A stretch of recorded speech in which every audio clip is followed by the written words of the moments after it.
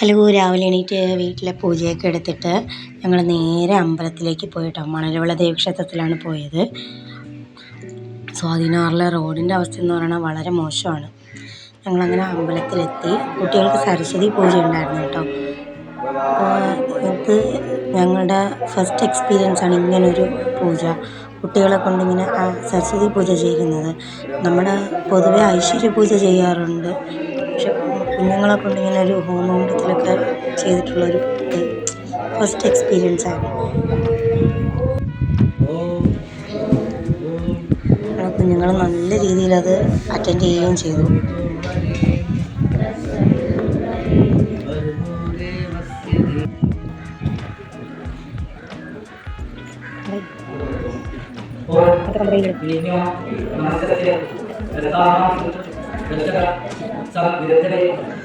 അധിക സമയമൊന്നും എടുത്തില്ല, ഒരു 15-20 മിനിറ്റിനകത്ത് അത്ര ഉണ്ടായിരുന്നു.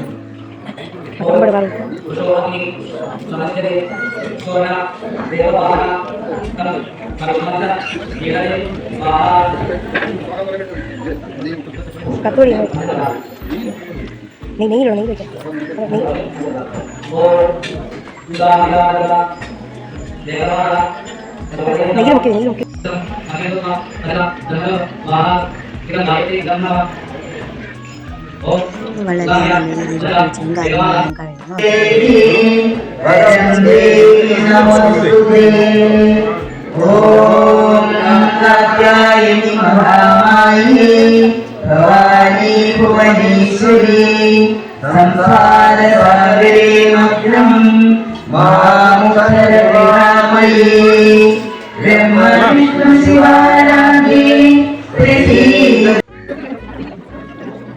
പിന്നെ ആ പൂജയും എല്ലാം കഴിഞ്ഞ് പ്രസാദമൊക്കെ വാങ്ങി.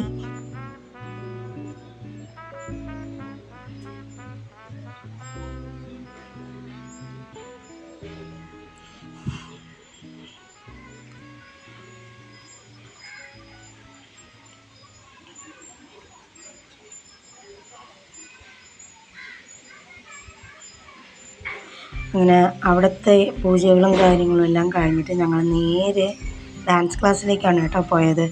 ഡാൻസ് ക്ലാസ്സിൽ ചിലങ്ക പൂജിക്കാൻ കൊടുത്തിട്ടുണ്ടല്ലോ, അപ്പോൾ അതുകൊണ്ട് നേരെ ഡാൻസ് ക്ലാസ്സിലോട്ട് പോയി.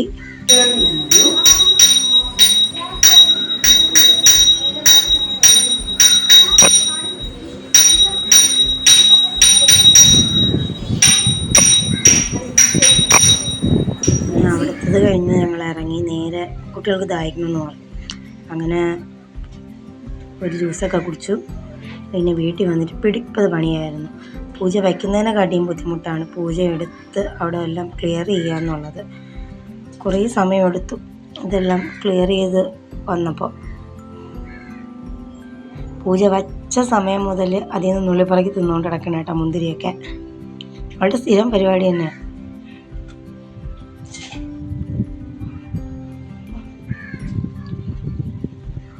പൂജ വെച്ച എല്ലാ സാധനങ്ങളും ഞങ്ങൾ പിന്നെ ഒതുക്കാൻ തുടങ്ങി.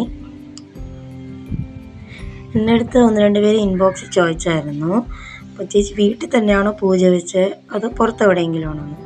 ഞാൻ വീട്ടിൽ തന്നെയാണ് പൂജ വെച്ചത്. ഇതിൻ്റെ ചെറിയ ചെറിയ ലൊട്ടലൊടുക്ക പണികളാണ് കേട്ടോ. നമുക്ക് തീരെ സിമ്പിളായിട്ട് ചെയ്ത് കഴിഞ്ഞാൽ ഒരു തൃപ്തി വരത്തില്ല. എന്തെങ്കിലുമൊക്കെ പണികൾ എന്താ വെച്ചാൽ ലൊട്ടിലെടുക്കും പണികൾ ചെയ്താലേ എനിക്ക് സമാധാനമാകത്തുള്ളൂ. ഒരു കമ്പൊക്കെ എടുത്ത് കയറ്റിക്കണ്ട, ഇതൊക്കെയായിരുന്നു സെറ്റപ്പ്. വൻ സെറ്റപ്പായിരുന്നു.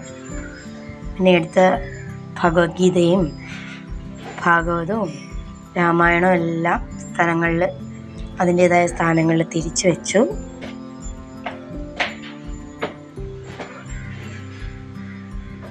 ഞങ്ങൾ വെച്ചുകൊണ്ടിരിക്കുന്നതിനിടയിൽ ഇവിടെ ഒരാൾ മുന്തിരി മോഷണം.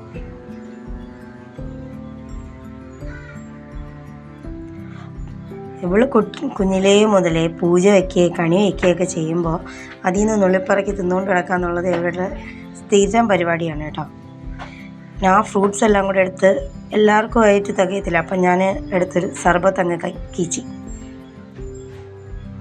ഇതാകുമ്പോൾ എല്ലാവർക്കും എല്ലാ ഫ്രൂട്ട്സും കിട്ടുമല്ലോ.